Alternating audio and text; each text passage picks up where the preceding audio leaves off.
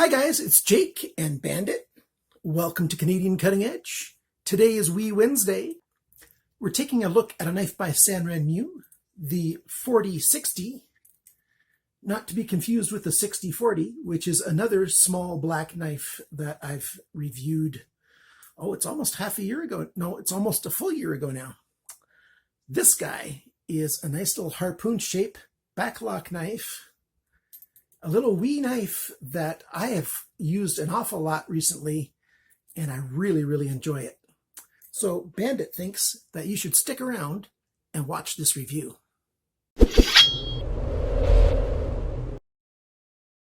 Sanrenmu has always been good at making wee little knives, and this one is no exception. First thing that I need to let you know is that this little ring here, this little key ring, it's about a 1 centimeter ring, which is, about close to ½ inch split ring. That does not come with the knife. I put that on myself, and I'll show you right at the beginning why. A little sample, my keychain system uses these little D-rings, and what I do is I put my knives and my devices on my keychain. Oh, I should have it closed. And I have 6 or 7 of these on my set of keychain, and I have 6 or 7 different things, EDC kind of items or whatever. A little bit of fuel, something to make fire, knife, scissor, plier, whatever, a whole bunch of little things. I have them set up this way with these little carabiners so that I can just take the tool off that I want to use and not have to have the whole bundle of keys in my hand while I'm using the tool, or the knife in this case, and then I can always close it back up when I'm done and just put it back on, and it is secure and it's ready to go for the next time. So that's why on a lot of my little wee knives, I put a split ring, a small split ring on there instead of a lanyard of any kind. The other option is sometimes I just use them as pocket droppers. This guy is just the right size for me to put on my keychain, and it's been having a great time there.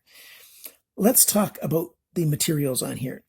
The blade, I believe it's 8CR13 MOV. Sanrenmu isn't saying, and again, they're not answering my emails. It's rather unfortunate. I can often get some emails from them for about 2 or 3 months at a time, and then inexplicably they stop answering my emails. And 8 or 9 months down the road, they'll start answering my emails again for a little while. It's a little frustrating, but it is what it is.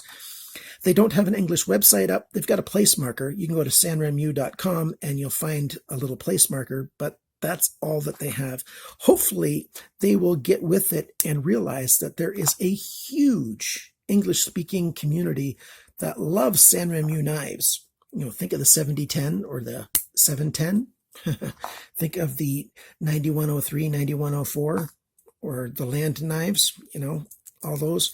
Yeah, they've got a huge following that they're not connecting with and that they need to. But I'm preaching to the choir right now, aren't I? Right on the blade there, you can see it says 4060BUC-PH, and then there's a triangle and an 11. So this was made in the 11th month of some year. I'm still trying to find out what those triangles, there's a chart that says, depending on which way that triangle is situated or other symbol, that says what year it was made. So we've got a harpoon kind of grind here. Some people might want to call it a clip point. So it's got a swedge on that harpoon, and you got a big belly, long flat area, all hollow grind, a little bit of jimping on the thumb. No, it's not really a riser, but that flat area there. You've got thumb studs instead of nail nick to open the knife, back lock, and back spacer back here. This material is not G10. I wish it was, but it's PA66 with GF, which is glass fiber reinforced. PA is a polyamide thermoplastic.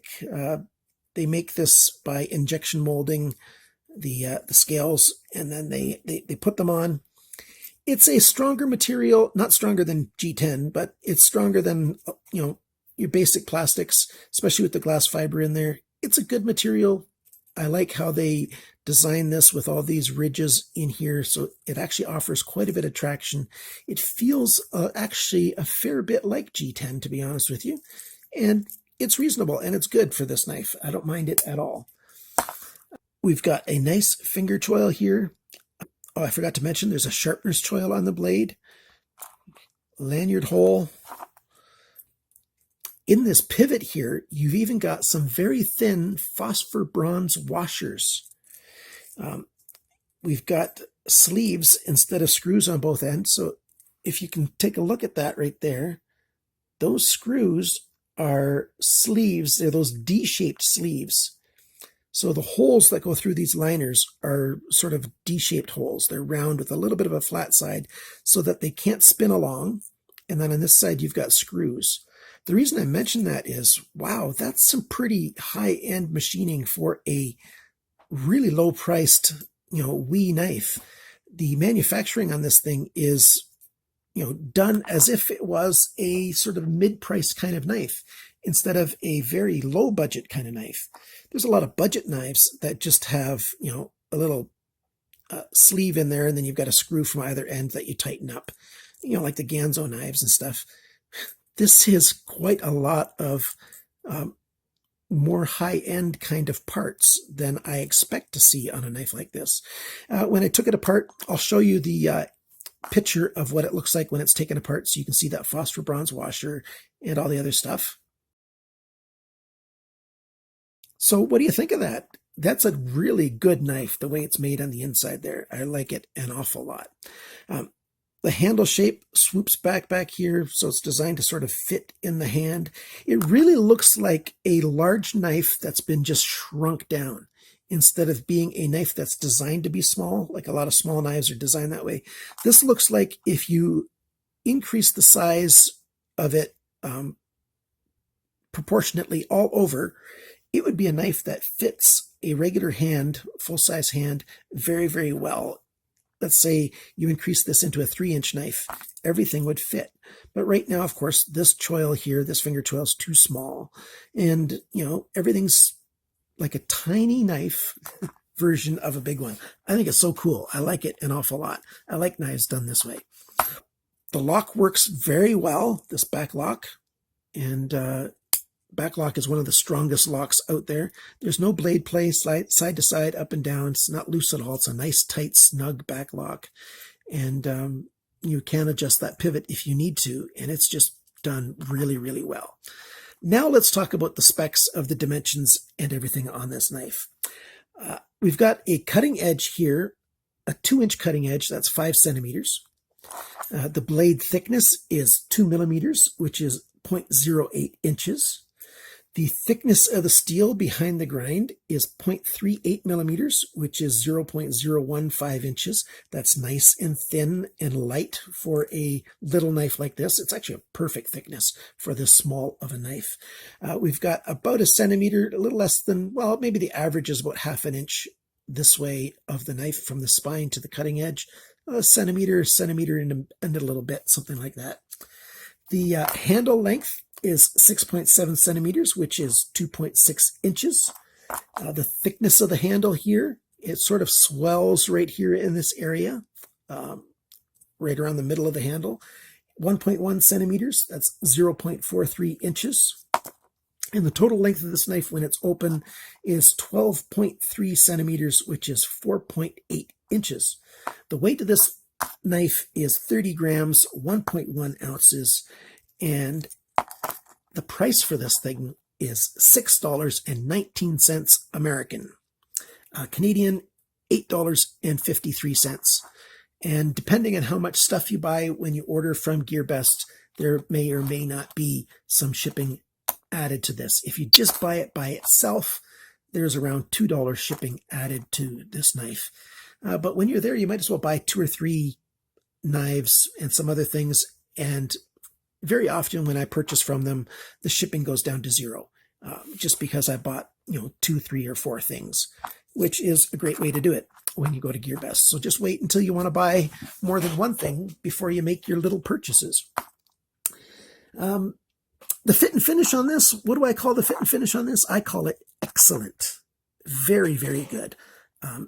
Everything has the same amount of reveal. Like these liners are revealed just a little bit outside of this PA66, and it's the same amount all the way around. The lock has a perfect amount of spring to it, and when it locks up, it's great. It's got a nice spring to it when you go to close it, not too much. So it's not just going to slam down on your finger. If you accidentally are going to close it, it closes nice. These thumb studs are tiny. Sorry, I was off screen, wasn't I, a little bit? These thumb studs here are tiny, but they're made very, very well, and they look just great. The ridges on this plastic, this PA66, is done very well. It looks just great. These screws here, when you see the close-up pictures of them, they're just done very, very well. And then you've got torques on this side. The grind here is just even all over the place. A nice satin finish with those grind lines on there. And then the final grind is quite even all the way along. Just at the very end here at the sharpener's choil, there's a little bit of the blade coming out. Yeah, not a big deal. Very small deal. And I was wrong. There is a nail nick over here. I spoke wrong. So it's kind of unique. You've got thumb studs and a nail nick. And to be honest with you, the nail nick is what I use to open this knife. I might not actually use the nick itself, but I generally open the knife two-handed like this and close it two-handed like this. You can open the knife one-handed, and it works using that thumb stud. A little harder to close the knife one-handed just because of the sizes. If you've got really small hands, you can probably open the knife even more easily than I can. I do not think it's really intended to be opened by these tiny little thumb studs. It's just that I've been able to do it. I think it's meant to look like a miniaturized knife, keeping all the same proportions as a very small knife. I'm not sure if you can fit 550 paracord through here. You can fit lighter paracord, maybe if it's only a 5-strand 550 paracord. I believe you can get 5-strand, 7-strand, and 9-strand. In my possession, I've got 9 and 7-strand paracord. There is other kinds of cordage that you can get. There's this really light cordage that doesn't have any stretch to it at all. And then you've got shock cordage that has a little bit of stretch to it. Let's do some cut tests while we're here, and we'll start cutting some of these materials. So this little cordage cuts through quite easily, no problem at all. And I've got a piece of wood here so that I can do some of the other cut tests. And you can cut through it this way, just pushing down on it. That light cordage works to cut quite well. Let's cut some paper with this. This is regular 20-pound paper.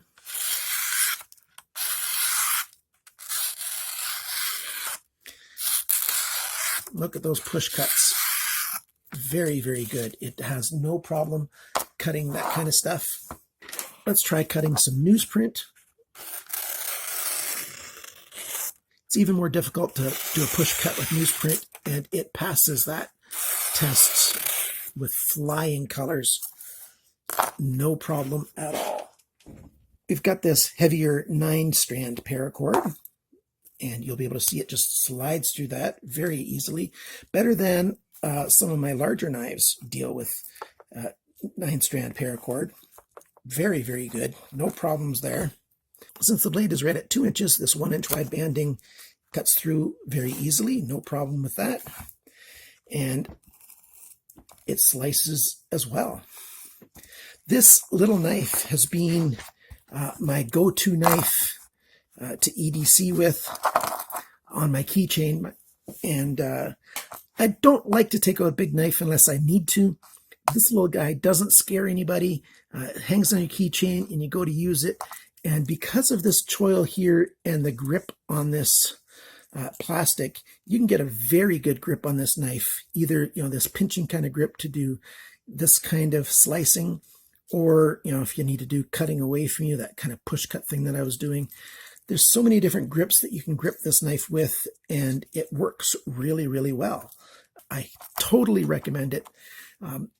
If you are looking for a knife, a wee knife, this is a great place to start if you don't have a collection at all. And if you have a collection and you don't yet have the 4060 BUC-PH by Sanrenmu, I think you need to put this on your list.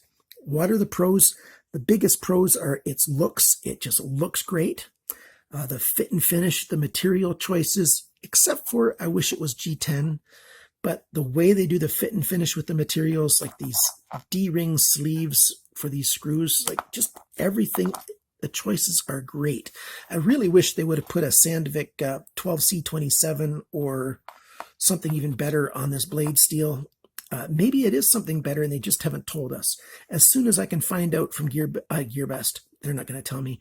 As soon as I can find out from Sanrenmu exactly what this steel is, I'm going to put it in the description below. But that might take weeks, might take months, it might take days. Who knows? So it's a really small knife that I like. It looks like a miniaturized knife in all the, proportionately just shrunk down. Really like it a lot. I'd like it to come in more colors and with G10 and different treatments on the blade. Maybe a stone wash, something like that. Who knows? But the shape and everything, I love this knife. Thank you so much for watching this video. If you're a subscriber, I appreciate that so much. Thank you very much for being one of those. And if you're not yet a subscriber, please consider subscribing. It really helps this channel out in a lot of significant ways. Thank you for commenting, liking, sharing, and all that other good stuff. And there's a big sale on at GearBest right now. I'll put a link in the description below. And before we go, remember, cut towards your chum and not your thumb.